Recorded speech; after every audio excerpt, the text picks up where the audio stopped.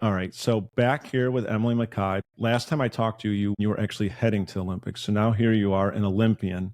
So first of all, congratulations. Thank you. Yeah, it feels so good to finally be able to say that. I'm officially an Olympian. So, Oh, yeah. that's awesome.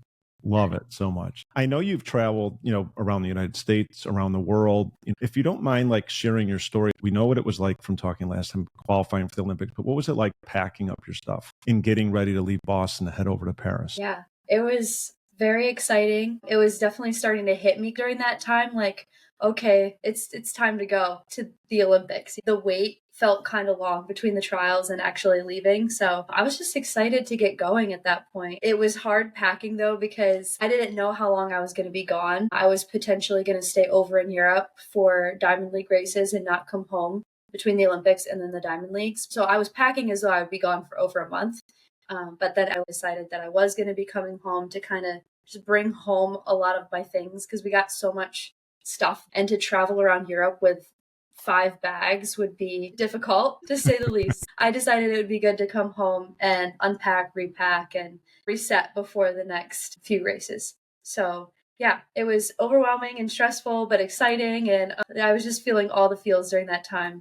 It was pretty incredible.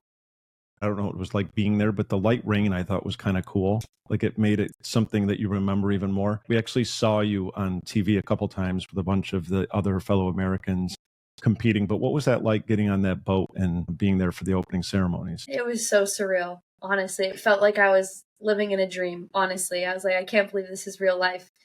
Being um, Olympic teammates with LeBron James was just casually like 50 feet away from me on the boat. Like, what? That's so cool. Like, to be teammates with people like LeBron, Steph Curry, Simone Biles. Like, there's just like so many iconic athletes that I got to call my USA teammate at the Olympics, and that was very surreal. It was so exciting getting to wear the opening ceremony outfit and also matching with all those people. It felt like we were united in that way, and the experience was just unreal. And the fact that it was like pouring rain was kind of hilarious. It felt like we were on the Maid of the Mist or something. I don't know. It was like a movie. I wouldn't call it a light rain. It was like it was a downpour at one point. Yeah, we definitely were like soaking wet rats on the way back to the Olympic Village on the bus. We got like pretty cold because we were out there for hours. It was like 5+ hours that we were out there standing in the rain on the boat. And then even afterwards, it was really cool seeing Celine Dion perform. And so we had an option. We could either take a shuttle back to the athlete village right after we got off the boat, or we could stay for the rest of the ceremony to see the Olympic flame and Celine Dion and the light show on the Eiffel Tower. So myself and all the other 800 girls and the 1,500 women, like all, stayed for the entire ceremony. And we didn't get back until after midnight. So it was like very, very long and tiring, but so worth it. Yeah, I thought that watching it. And to your point, it's hard sometimes on TV to know if it's pouring rain or if it's a light rain. Yeah. And in person, it's usually harder than it is. But I thought that's a long night being there and enjoying the moment. It was really neat to watch on TV. One thing I like about the Olympics so much is when you're there and you see LeBron James, Mhm. different people and everyone's there together. Like you Mhm. throw away any indifferences or the sports or whatever it might be. And that night, everyone's there as teammates. So it's pretty cool to watch. So glad you experienced that. So what was it like after that then? So the first night, love it, late night. And then I know you went over to Belgium. I don't know how Mhm. many days later you went, but talk us through the decision of going over to Belgium to get some workouts in. Yeah. So the decision behind that was we were actually supposed to race the day after opening ceremonies.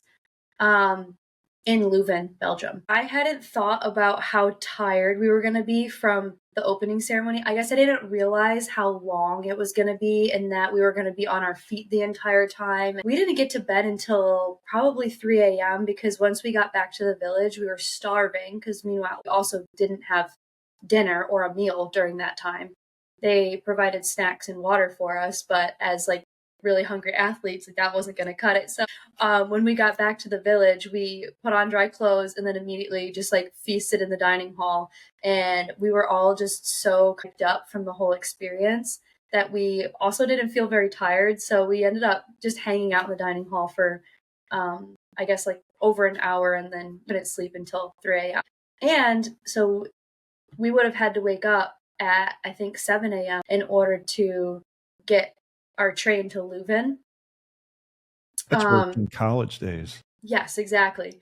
So we would have only gotten 3 or 4 hours of sleep had we decided to wake up, travel, and then race. And so I think that we ended up sleeping in and decided that it wasn't worth it to race, because also like our feet and lower legs were kind of like hurting a little bit, and we were just really tired from the whole experience. And also we had just gotten there a couple days ago and we weren't adjusted to the time change yet, so there was just like so many reasons that it just didn't make sense, and we ended up waiting a day later and then just doing a hard workout the day after. So it worked out, but I was sad to miss out on the race, but I think it was definitely the right decision given the circumstances. And it was still very beneficial to go to Leuven to train, because it was nice to have my own hotel room with a comfier bed and better food and just better training situation. The running's a lot easier there. Nice trails and a track that's like a mile away from where we were staying. So yeah, it was good to just go there and train a little bit.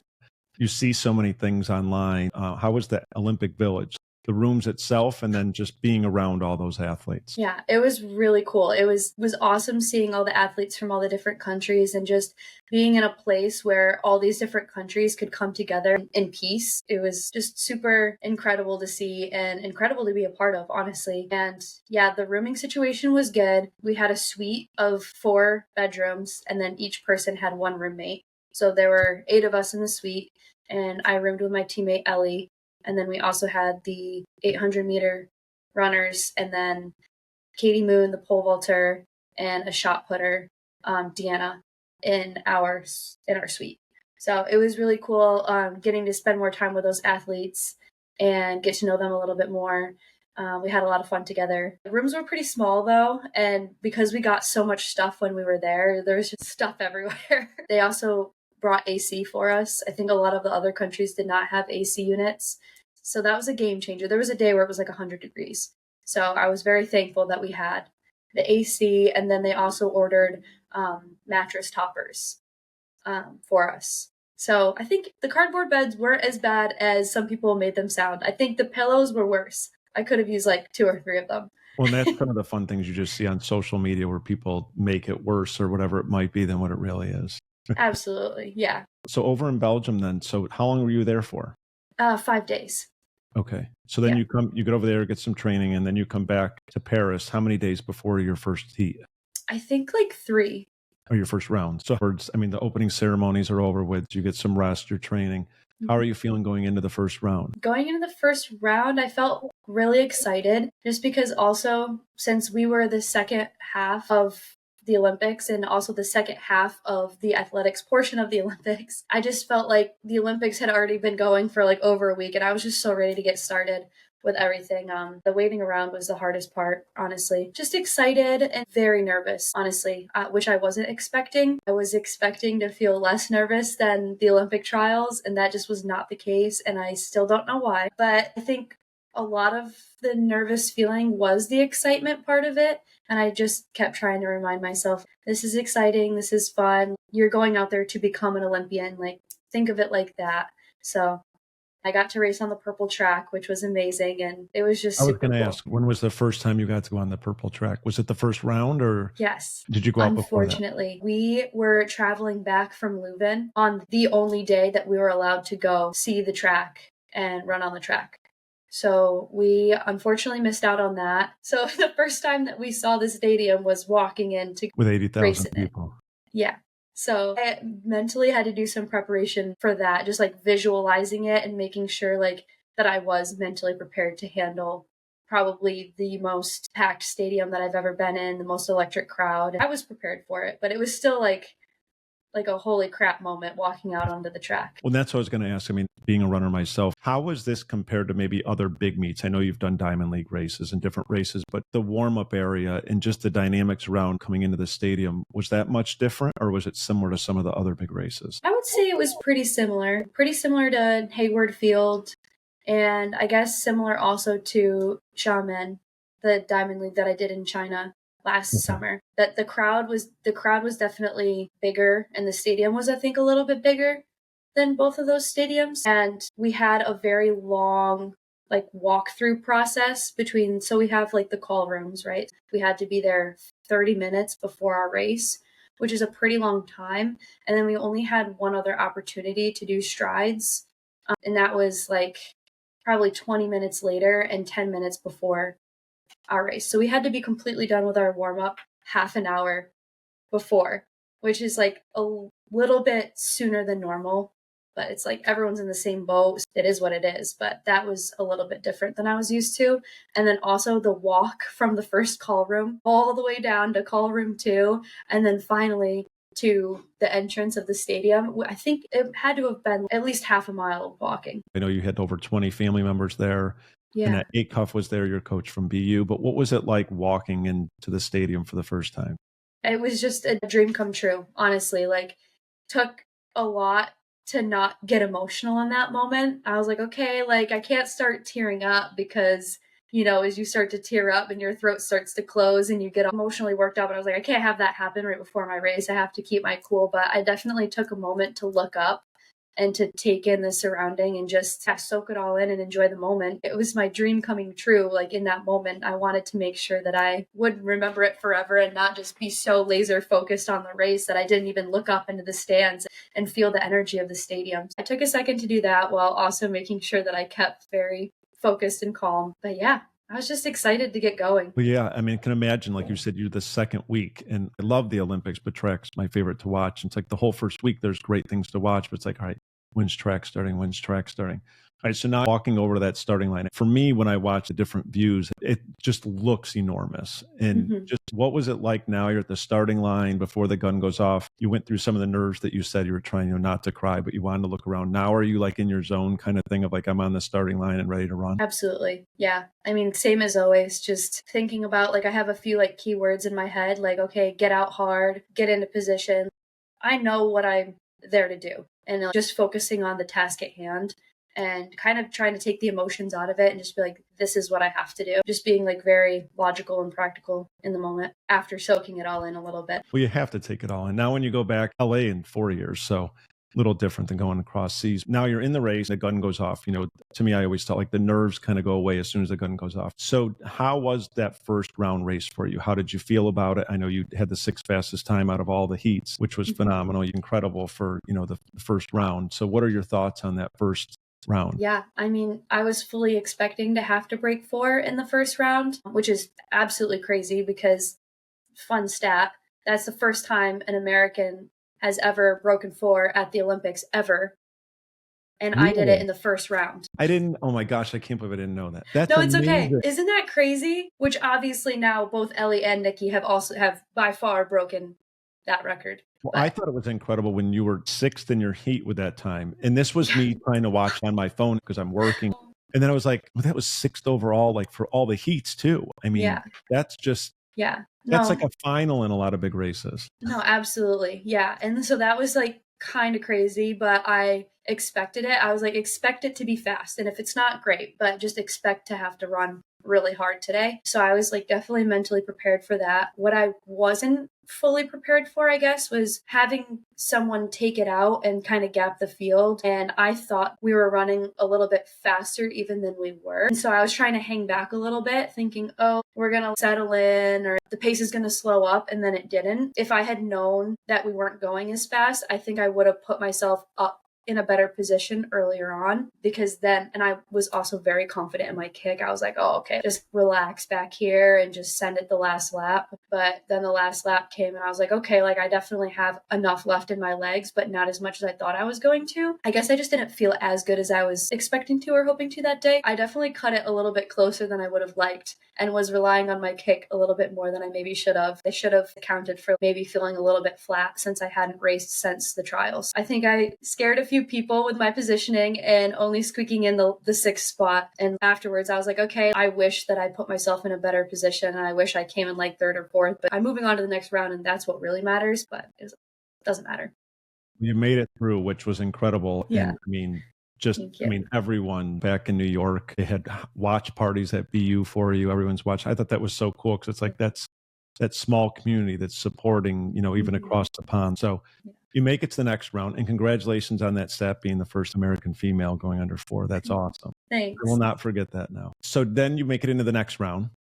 And how are you feeling going in there based on, some of the things that you just mentioned now about, getting out, the pace and the different things? Were you thinking about that going into the next round? Yeah, definitely. Because of the first round, my goal was to be in a better position earlier on. And because I knew it was going to be faster too, I knew that I might have to run 3:55. I was like, again, hoping I didn't have to do that, but fully expecting I might have to run 3:55 just to make the final. I'm going to have to race this like I raced the final at the trials. And that's just how it is. So I wanted to get in a similar position that I was in, get into third or fourth and just sit and then kick the last 200 meters. Unfortunately, I guess less than 2 laps in, with 800 to go in the race, I just was not feeling good. Like, I didn't feel the pop in my legs. I felt very flat. Yeah, like I was basically just swimming. Legs were heavy, and it was rough, like mentally just trying to like keep going, even though I knew I was like, if I'm feeling this way right now, like I'm probably not gonna be moving on to the next round. So it was just tough. It was tough. I think in races, like when you felt like your legs were heavy and you were halfway through, in a short race like that, when you're thinking that a little bit, it is hard to overcome that in your mind because it's such a short race. That enters your mind, especially when you're at the Olympics. It's not a race in the United States, an invitational that people are at. So right.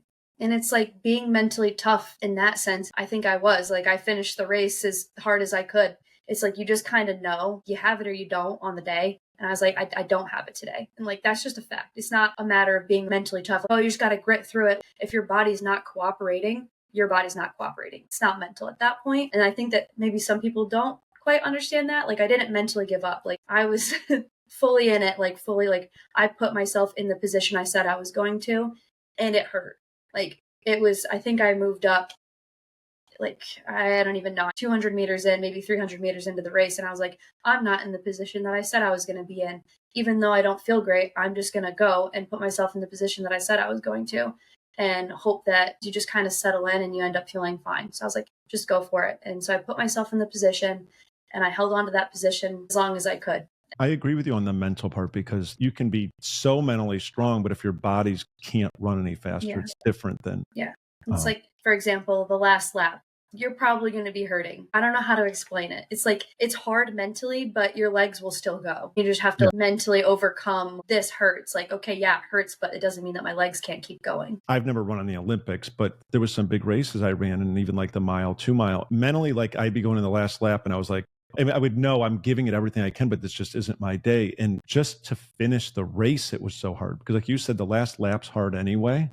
But when you're in it, it's easier because your mind's in fight or flight. You're running. But when you're a little bit out and you're not where you want to be, to me, it's almost mentally even harder to finish the last lap. Absolutely. It's easy to push mentally when you know you're having a good race. You're like, oh, I'm accomplishing a dream. Like, push, keep going. It's so exciting. And like kind of the excitement of knowing that you're accomplishing something is what propels you forward. But nothing's propelling you forward when you're like, I'm having a horrible race. I know I'm not achieving what I set out to do, but I have to keep going anyways. It's different. It's much harder and it's not fun. I don't want to dig too deep on that. Was there anything that you contributed to? Maybe just so much going on. The Olympics that first week, the traveling, going back to the opening ceremonies, getting 4 hours sleep right off the bat. I mean, that's a big start to the Olympic weeks. Definitely. Yeah, I think that honestly, greatest contributing factor to not having it on that day, I think, was peaking for the trials, like mentally and physically. I definitely had the race of my season at the trials. And as much as I didn't want that to be true, I wanted to be like, okay, I can take a week of no workouts and then I can get 3 weeks of good training and I can peak again. I can do it. I just kept telling myself, I know I can do it. It wasn't the same. I didn't feel the same. I didn't feel as mentally or physically sharp, I guess I should say. I was there and I was excited because I was accomplishing a huge goal and a huge dream by being there. But I felt like I was fighting my body a little bit. Which is understandable. That month from Olympic trials to Olympics is amazing. Thank you. It's like emotional whiplash. I think this is so neat watching your social media. Over 20 family members there. And then Acuff, your coach at Binghamton there. What was that like to have, so much support there? at the Olympics. Yeah, it was amazing. Honestly, I was like, felt super thankful that so many people wanted to travel and come support me and that we're able to do that. I just felt super lucky that I had so many people that were able to make that trip.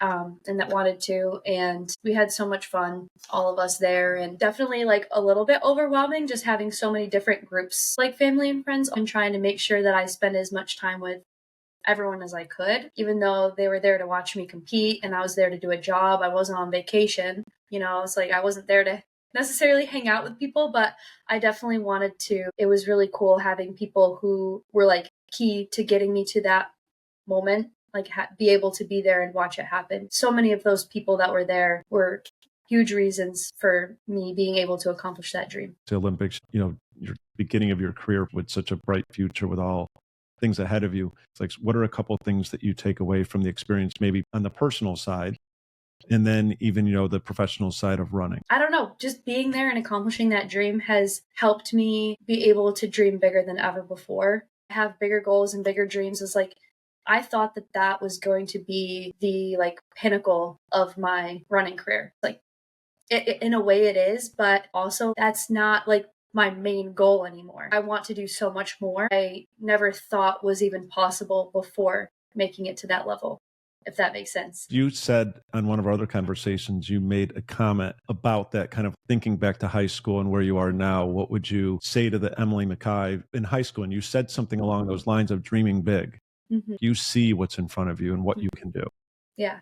I never thought that I could have a goal of medaling at a major championship. And now that is the goal. That's the next step. I have indoors. I've made the final and I medaled, right? But I want to do that outdoors.